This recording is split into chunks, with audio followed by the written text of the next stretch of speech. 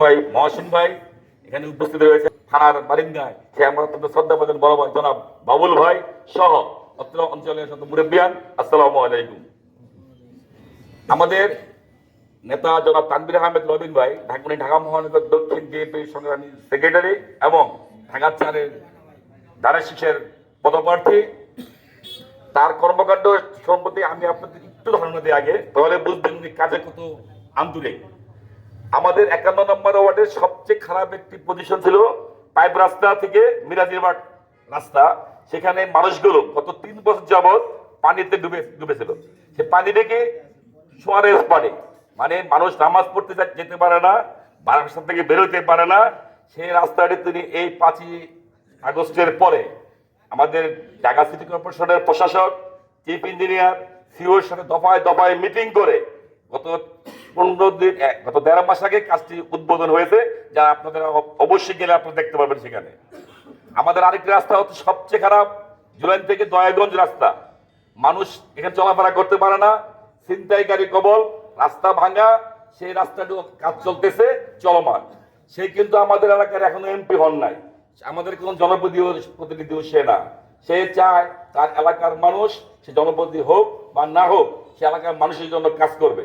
আপনাদের যে গ্যাসের সমস্যাটা বললেন, সে কিন্তু প্রথম আমাদের যে রায়েরবাগে গ্যাসের অফিস, সেখানে সে ঘেরাও করছে।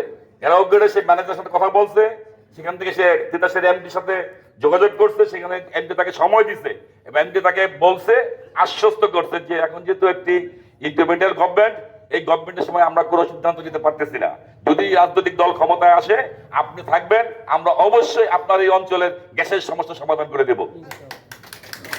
এবং আসলে আজকে আমাদের যে এলাকার রাস্তাঘাটের সমস্যা, রাস্তাঘাট আমি অলরেডি এই এলাকায় রবীন্দ্র ভাইয়ের সাথে কথা হয়েছে আমার, আমাদের 3 নম্বর গলির অবস্থান এত খারাপ, আমাদের 2 নম্বর গলির অবস্থান এতই খারাপ, কিন্তু আমাদের 1 নম্বর গলির রাস্তাগুলো আমাদের বাবুল ভাই, মহসিন ভাই, মামারা মিলেমিশে কিন্তু করে ফেলে।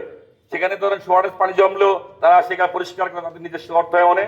কিন্তু আমাদের এখানে দেখেন প্রতি বছর সোয়ারেজের জন্য 50 থেকে 60 লাখ টাকা একটা বরাদ্দ থাকে, যে আমাদের এই ওয়ার্ডের নিষ্কাশন করার জন্য। কিন্তু কোনো কেউ আমাদের এই কাজগুলো কখনোই করে নাই। আমরা দেখতেছি যে আমাদের এলাকার কাজগুলো আমাদের বড় ভাইরাই করে, তাদের নিজস্ব অর্থায়নে। ইনশাআল্লাহ আগামী দিনে আপনাদের এই সমস্যাটা হবে না। আমি অলরেডি সিটি কর্পোরেশনের যে আমাদের বর্ডের দায়িত্বে আছে, তার সাথে আমি আজকেও কথা বলেছি যে আমার 3 নম্বর গলির অবস্থা এত খারাপ, আপনি ইমার্জেন্সি আমার 3 নম্বর, 2 নম্বর, 1 নম্বর গলিতে আমার এই সোয়ারেজ ব্যবস্থাটা পরিষ্কার করে দেন। আমার বাবুল ভাইয়ের সাথে সেদিন আমি বসছিলাম, আমাদের সিটি কর্পোরেশন ইঞ্জিনিয়ার আসছিলেন, ওনাকে বলছি যে আপনারা অতি দ্রুত আমাদের এই 3টা গলিতে পানির বৃষ্টি হয়ে প্রতিদিন ঘরে ঘরে পানি জমে, রাস্তা উঁচু করা যাবে না, আপনারা 2 ফিট পাইপ ব্যবহার করে পুরো সোয়ারেজ ব্যবস্থা চালু করেন। আমাদের এলাকার মানুষের অনেক উন্নত, মানে অনেক সমস্যা লাঘব হবে। তারা আমাদের সাথে কথা দিয়েছে যে আগামী অর্থ বছরে তারা আমাদের এই পানির সোয়ারেজ লাইনগুলো ঠিক করে দিবে। সুতরাং দেখেন, আমাদের নেতা কিন্তু এখনো এমপি হয় নাই। যদি আপনারা আগামী দিনে আমাদের নেতা জনাব তানভীর আহমেদ রবিন ভাইকে ধানের শীষে জয়যুক্ত করেন, তাহলে অবশ্যই আপনাদের দরজা রবিন ভাইয়ের জন্য সব সময় খোলা থাকবে। কারণ তিনি জনগণের মানুষ হতে চান, তিনি কোনো ব্যক্তি, কোনো গোষ্ঠীর মানুষ হতে পছন্দ করেন না। এবং তিনি আমাদেরকে একটা কথা বলেছেন যে প্রত্যেক এলাকার যে শাসন ব্যবস্থা, যে এলাকার যে আমাদের যে সামাজিক আমাদের যে অবস্থানগুলো ছিল, যে আমাদের মুরব্বীরা এলাকায় শাসন করবেন, তাদের আমাদের মুরব্বীরা আমাদেরকে বলবেন, তারা ন্যায় অন্যায় ভেবে দেখে আমাদেরকে সিদ্ধান্ত দিবেন, আমরা সেই কাজগুলো অবশ্যই করব। এবং সে চান প্রত্যেক এলাকায় একটি করে পঞ্চায়েত কমিটি কিংবা সামাজিক সংগঠন হোক, যে সংগঠনের মাধ্যমে তিনি এলাকার উন্নয়ন কাজ করবেন। আপনারা, আমি আপনাদের সাথে কথা বলার আগে একটু আগে রবীন্দ্রের সাথে কথা বলেছি, আমি আপনারা যেখানে বসেছেন তাকে আমি বলছি, সে আমাকে বলছে অতি দ্রুত আপনাদের সাথে সে বসবে।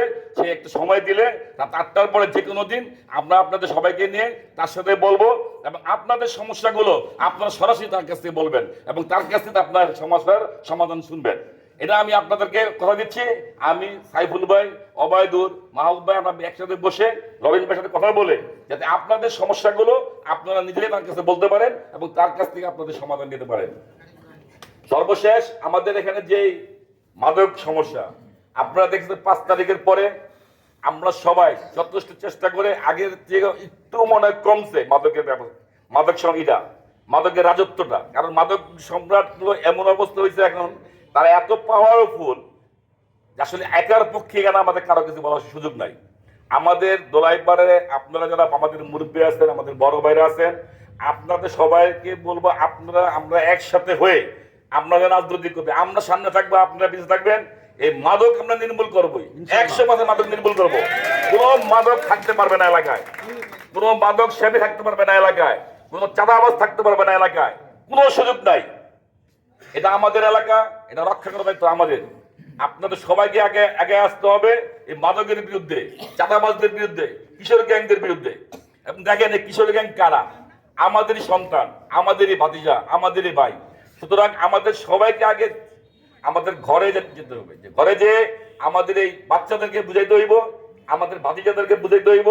না বুঝতে তাদের প্রতি আমরা ডাইরেক্ট অ্যাকশনে যাব। এখানে কোনো ছাড় নাই।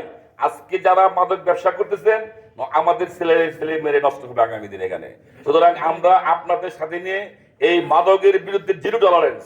কোন মাদক সে যদি আমার ভাই হয়, তাকেও কোনো স্থান নাই।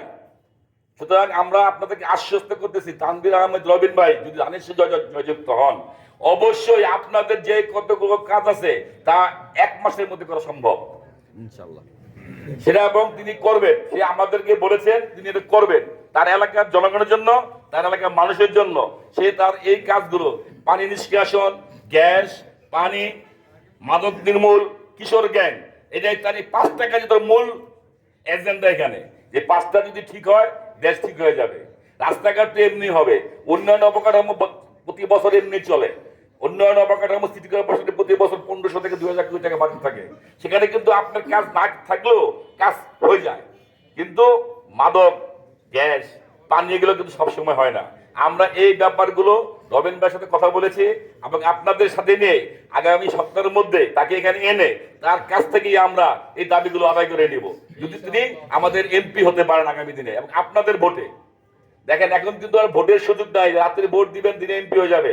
এখন কিন্তু সেই সুযোগ আর নাই। এখন জনগণের ভোটে আপনাকে এমপি হতে হবে। জনগণ কারা?